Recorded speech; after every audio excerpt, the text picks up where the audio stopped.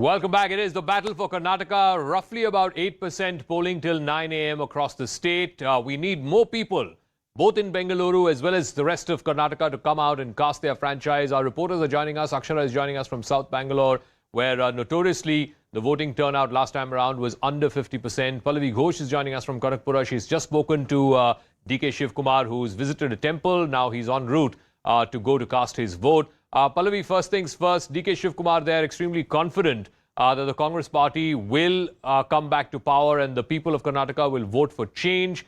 But tell me this, when you asked him two specific things, one on this whole polarization bid, this Bajrang Dal ban, so on and so forth, was the Congress trying to play catch up with the BJP? And two, the whole question of who will become Chief Minister. What did he have to say?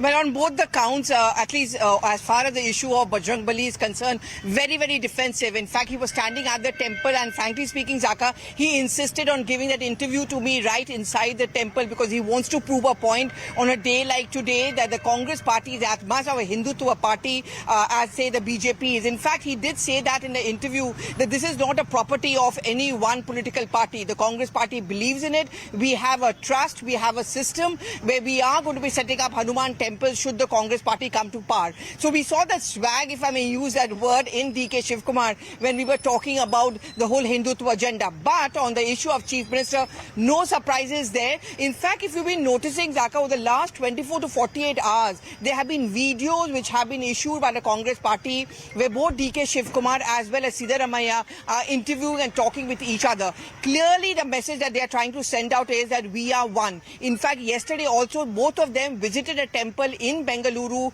They worshipped there together, again sending out a message that there is no infighting. They have to keep it under a lid. But obviously, once the results are out, if the Congress party wins, I think the gloves are going to be off. As DP Satish was pointing out, DK Shivkumar and his supporters will use the argument that he's never been the chief minister. He's been the Sankat Mochan or the troubleshooter of the Congress party, and perhaps it's time for the top leadership to pay him back. Siddaramaiah has the support of a large number of MLAs, a veteran, former CM, so that's where his high stake. Or will there actually be a dark horse? When I spoke to Mallikarjun Kharge also earlier in an interview, he made it very clear, I'm not the dark horse. But Congress party, like any other political party, is also known to spring surprises. So I wouldn't throw my cards on the table because anything is possible should the Congress party come to power. All right. Akshara is also joining us from South Bangalore. We had N.R. Narayanamurthy, Sudha Murthy come out and cast their vote. A lot of IT folks are also coming out and casting their vote. We have talked about this sort of dominant theme, Akshara, about infrastructure woes in Bengaluru, and South Bengaluru sort of exemplifies that with the metro construction and flyover construction and the clogged roads and so on. What are the issues that people are talking about in South Bangalore, and are we seeing better turnout this time around as compared to what we saw in 2018? Well, here right now I'm at Vidya Girija School here in Basavangudi. So it's echoing. Go ahead, we can hear you. Go ahead. Well, there is a good turnout here. From 9 a.m. we saw a good amount of people coming here. In the visuals, you also have MLA of Basavangudi constituency, Ravi Subramanya, the sitting MLA. He's also minutes away from going inside and casting his vote. And at the very same time, you also have Congress MLA here, UB Venkatesh, who claims that this time he'll be coming to power. Congress will be coming to power in this particular constituency. He says that during COVID times, he has done good work here. That's the reason why people will vote for him. On the other hand, citizens says that good infrastructure must be provided to the city. There are potholes that needs to be filled, no bad stretch of roads, and also across Bengaluru we saw flooding due to heavy rains as well. So these are the issues that overweigh the caste factor, which plays a very important role in other parts of Karnataka. And we are also accompanied by a first-time voter. Hi, so you casted your vote here for the first time. So what was the issue in your mind when you did so here today? Yeah, the very first was corruption, and then the national security, and definitely the integrity of the country.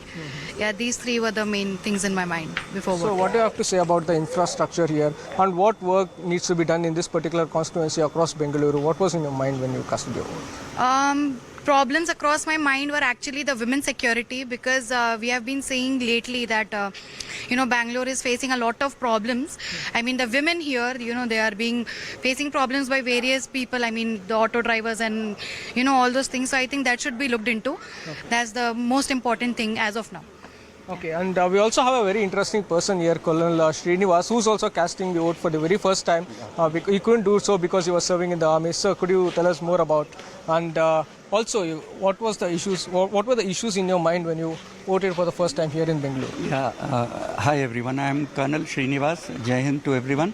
And yes, that's right, I'm a first time voter, just like my wife and my daughter.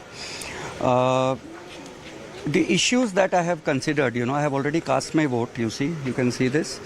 And the issues that I have considered are national security, no appeasement of any section of the society, somebody who delivers what he promises.